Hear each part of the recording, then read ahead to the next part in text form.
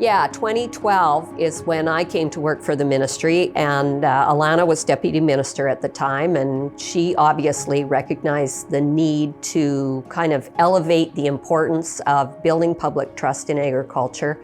It had been going on for some time. People recognized we needed to build trust in the work we do in agriculture and why we do things the way we do, but it was often something that kind of sat on the side of someone's desk. And in order to do more strategic and focused work, we needed a plan. And Alana recognized that and enlisted my assistance in developing an agriculture awareness strategy, which is really what came out of this first Agriculture Awareness Summit, was identification of the kind of key pillars that we needed to work on and advance as a ministry and as an industry.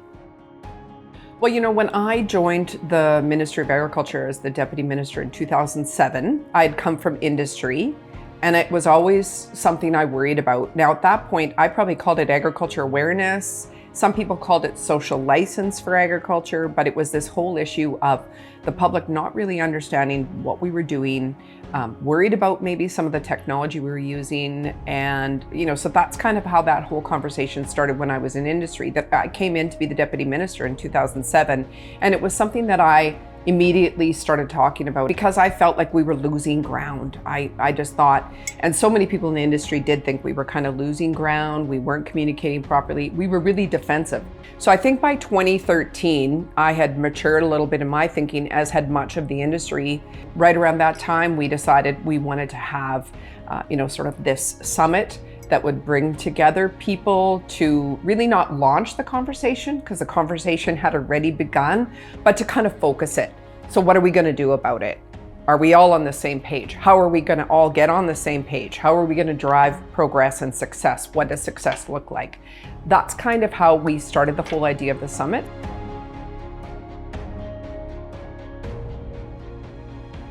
So the other thing, we knew was that we needed to have more of a collective voice and a common message if we were going to effectively educate people and help inform what we do in agriculture and food production and why we do things the way we do.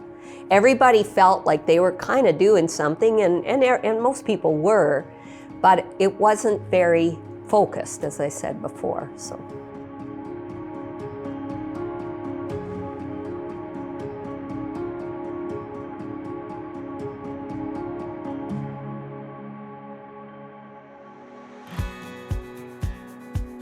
It was a priority then, it's a priority now, and it'll be a priority in the future.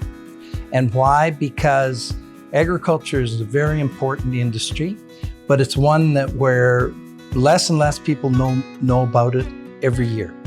And we need to spend time explaining and building confidence and building support for the great things that our industry does to feed people, to help in the environment, to enhance the opportunities that go everywhere.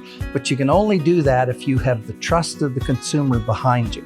So it was important then, it was seen as that was maybe we were talking too much to ourselves, and now we need to start reaching out and doing more. So this was the kickoff to make it happen. And I think within the industry, we're also seeing more and more that the best way to do this is to do it together. The old African adage, if you want to go fast, go alone. If you want to go far, go together. And we're realizing now as an industry that when we do things together, we convey a simple message and a concise message, a good message, then that's the kind of thing that the consumer wants.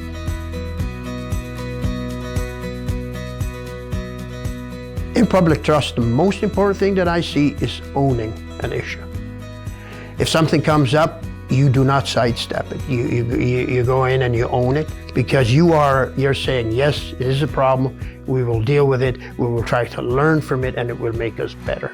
We started to realize we need an organization that could be your one-stop shop for all of the public trust issues. One of the programs that I really like is a tour in the summer where they bring in influencers, bloggers, chefs who have a way bigger audience than we have, and piggyback on some of their followers. We tend to forget how big an influence social media, because we've become so used to it. We need to talk, we need to leverage the different platforms that other people have because of the intensity of the communication that is going on now. That was our objective with the strategy, was to get people aligned with particular efforts and undertakings that we could really measure the results of, like agriculture education, like addressing consumer audiences. And the third piece of that was developing programming that industry and the ministry could use to help support those efforts. So encouraging everyone to speak up, supporting farmers who our polling had told us were trusted spokespersons for the industry, giving them the tools and the resources they needed to feel more comfortable and confident in delivering messages to could be school or public audiences about the work they do, the technologies they employ, and why they do things in agriculture the way we do. I would love to say that this would be over in 10 years, that we would reach our goal. It is not going to be over. This is an ongoing process that we're going to have to follow for many, many years.